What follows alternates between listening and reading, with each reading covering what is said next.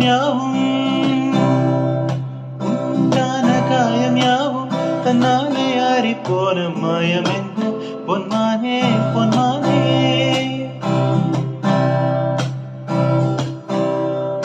என்ன காயமான போதும் என் மேனி தாங்கிக் கொள்ளும் உந்தன் மேனி தங்காது சென்றேனே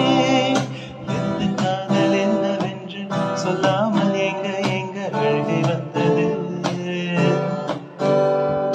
எந்தன் சோகம் உன்னை தாக்கும் என்றென்னும் போது வந்த அழுகை நின்றது மனிதர் உணர்ந்து கொள்ள இது மனித காதல் அல்ல அதையும் தாண்டி புனிதமானது